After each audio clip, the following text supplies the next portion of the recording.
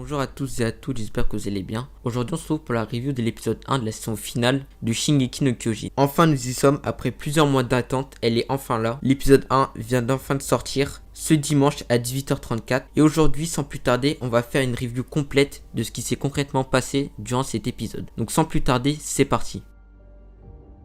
L'épisode commence avec l'apparition de Falco, qui contemple le ciel et qui parle à un oiseau. Durant son court monologue, la guerre continue. Ses alliés meurent un par un, tandis que son frère Cord le portera alors sur son dos, pour l'escorter jusqu'aux tranchées où résident ses camarades. Falco reprendra donc connaissance auprès de Gabi, Sofia et Udo. Falco semble sonné et perdu comme Eren au tout premier épisode. Gabi lui explique alors la situation. Il s'avère qu'ils sont en guerre depuis 4 ans, soit à partir de la bataille du district de Shiganshina, et qu'elle est sur le point de se terminer. Il faut couler la flotte du Moyen-Orient qui se situe au port. Mais pour ça, il leur faut prendre la forteresse de Slava. Ces 4 enfants sont les candidats pour l'obtention du titan cuirassé. Ils sont tous motivés à l'obtenir, mais Gabi sort du lot en voulant se mettre à l'avant et prouver qu'elle est le récéptable parfait. Elle est déterminée à obtenir le cuirassé et éradiquer les démons insulaires de l'île du paradis. Le capitaine Magat avait comme plan d'envoyer le mâchoire et le charrette pour prendre la forteresse. Cependant, un train blindé viendra faire son apparition. Ce train est capable de rivaliser avec la force des titans. Ne sachant toujours pas comment prendre d'assaut la forteresse, le capitaine Magat s'apprête alors à envoyer 800 soldats eldiens en mission suicide. C'est alors que Gabi eut une idée,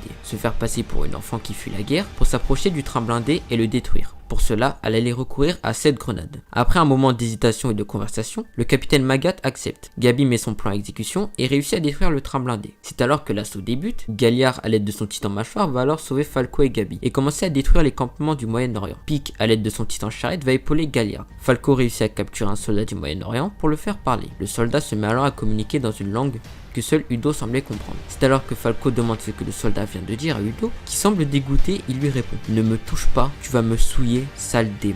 Les gamins sont dépités après avoir entendu ces paroles, tandis que le mar à côté d'eux rigole. Les mars commencent alors à prendre du terrain jusqu'à battre en retraite pour laisser place au plan ultime, le largage des titans. Des dizaines d'Eldiens sont largués puis aussitôt transformés par le cri de Sig, ce qui fait place à un largage de titans déviants, pour détruire la forteresse de Slava, mais sont détruits par les canons anti-titans. Reiner arrive en parachute et analyse la situation avec calme, mais juste avant de se transformer, se remémore le temps où il était sur l'île du paradis. Il détruit ses armes anti-titans avant de perdre un bras à cause d'un autre train blindé. Il parvient à tout détruire avant de faire signe à Sig pour qu'il se transforme pour ainsi détruire la flotte avec son arc du baseball. C'est alors que Sig envoie des dizaines de balles, mais les flottes contre-attaquent et Reiner se sacrifie pour Sig. Sig parvient à détruire la flotte et mettre fin à cette guerre. C'est officiel, Mar est déclaré vainqueur de cette guerre qui a duré 4 ans. Les nouvelles se répandent et l'épisode se termine avec l'apparition de Jean qui lit le journal. Avec cet épisode, j'ai remarqué quelques points importants que j'aimerais souligner avec vous durant cette vidéo. Tout d'abord, le parallèle avec l'épisode 1 de la saison 1 et de la saison 4. Falco et Eren. Eren, saison 1, fait un rêve où il entre guillemets voit l'avenir, le futur, ce qui allait se passer. Nous pouvons le voir avec le titan souriant qui va tuer sa mère. Nous pouvons le voir avec l'abeille, les titans qui apparaissent, etc. Eren, à la fin de son rêve, semble perdu et se fait réveiller par Mikasa. Eren dit alors des phrases du style « Qui es-tu ? Tes cheveux ont poussé. J'ai l'impression d'avoir fait un long rêve mais je n'arrive plus à m'en souvenir. » Tandis que Falco, lui, après avoir perdu connaissance, va se réveiller et lui dire « Vous êtes qui vous ?» Et puis c'est bizarre. Je suis sûr que j'étais en train de voltiger sabre en main. Ce qui pourrait être un foreshadow vu que cette phrase n'est pas dans le manga. On pourrait l'interpréter ou faire des théories, comme quoi Falco aurait donc les souvenirs d'un membre du bataillon, mais qui ? Falco pourrait alors avoir les souvenirs du titan mâchoire, vu qu'Ymir était dans le bataillon. Falco pourrait alors avoir les souvenirs d'Eren, qui je rappelle, possède le titan originel, qui lie tous les Eldiens entre eux. Eren possède aussi le titan assaillant, ou alors Falco pourrait avoir les souvenirs d'Armin.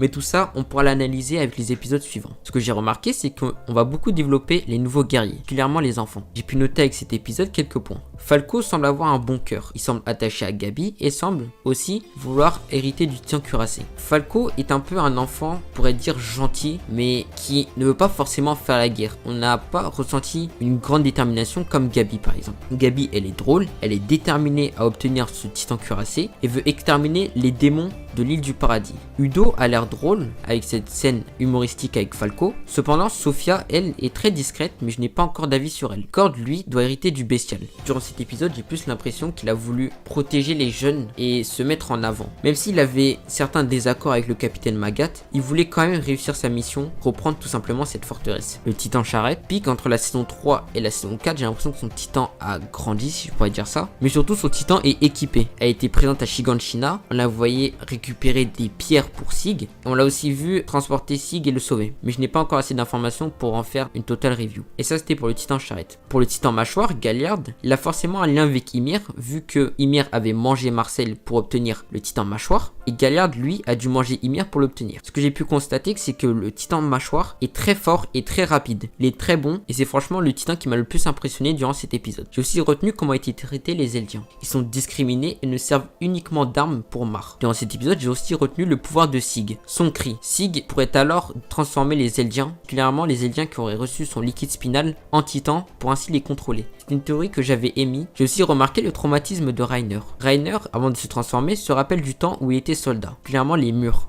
Je lui rappelle alors que Reiner, étant soldat, avait quand même un bon fond. Cependant, maintenant, Reiner est passé en mode guerrier et il doit tout simplement accomplir sa mission. L'ère de domination des titans va être révolue. Durant cet épisode, on constate très clairement une grande différence entre l'île du paradis et ce qui se passe chez les Mar. L'équipement est avancé, on a des trains blindés, des armes, des canons anti-titans. Reiner, alors qu'il avait une défense que même Eren, sans la cristallisation, n'arrivait pas à briser, se fait littéralement retirer un bras à cause de ce train blindé. Ce qui prouve que l'ère des titans va être révolue et que Mar doit absolument mettre la main sur le titan originel, qui je rappelle, Eren Yeager est son détenteur. Cet épisode se conclut donc avec l'apparition de Jean à la fin de l'épisode, ce qui peut nous prouver énormément de choses. De un, ce qui nous prouve que le bataillon est déjà présent, la guerre est proche et inévitable. Mais comment est-il arrivé ici? Ont-ils volé un bateau? Nous le saurons plus tard. Maintenant que j'ai parlé de l'épisode avec vous, j'aimerais revenir sur l'opening ainsi que l'ending. L'opening est pour moi vraiment, c'est ce qu'il fallait. C'est une métaphore de la guerre avec de la fumée, des explosions, vraiment. Ce côté, on a peur de la guerre et il fallait vraiment le représenter avec cet opening. De ce que j'ai pu voir, il y aurait peut-être des chances que les scènes avec les fumées soient remplacées par des scènes qui seraient dans l'animé. Ce qui pourrait être intéressant, un opening qui évolue. Les paroles aussi ont un très grand sens. Les paroles ont aussi un sens dans cet opening. Par exemple, à un moment ils disent destruction et régénération. Tuer le réel ennemi, monstre, monstre, monstre, monstre, tout en montrant le titan d'Eren. Plus, j'ai remarqué qu'il y avait d'autres titans primordiaux. Nous pouvons apercevoir le mâchoire, le colossal, le charrette, l'assaillant, le bestial, ainsi que le cuirassé. Et ce qui semble être le nouveau titan. Dans l'opening, on peut aussi remarquer que des membres du bataillon sont explosés. Est-ce que ceci est un foreshadow pour nous montrer que des membres du bataillon vont mourir? Nous savons qu'après la bataille de Shiganshina, il reste 9 membres du bataillon. Eren, Armin, Mikasa, Levi, Angie, Floch, Jean, Connie et Sacha. Maintenant parlons de l'ending. Dans l'ending, on peut apercevoir que Falco est le personnage central. On a l'impression que tout va tourner autour de ce personnage et qu'il va vraiment être développé. Pour apercevoir un phoenix et aussi une personne qui se tient devant cet arbre que l'on pourrait appeler l'axe. Ça va directement évoquer Ymir Fritz. Dans le trailer, on voit des scènes qui vraiment correspondent à cet arbre, à cet axe. Et on peut aussi apercevoir une personne, donc je pense que c'est Eren, qui est devant cet axe. Cela voudrait dire que Eren aurait rencontré Ymir. Mais si c'est le cas, comment, pourquoi irait-il rencontrer celle à l'origine de toute l'histoire du monde? Et voilà, c'était tout pour cette review, j'espère qu'elle vous aura plu. On se retrouve la semaine prochaine pour la review de l'épisode 2. Sur ce, c'était Shay. N'hésitez pas à liker, à commenter, à vous abonner. Et moi, je vous dis à la prochaine. Ciao.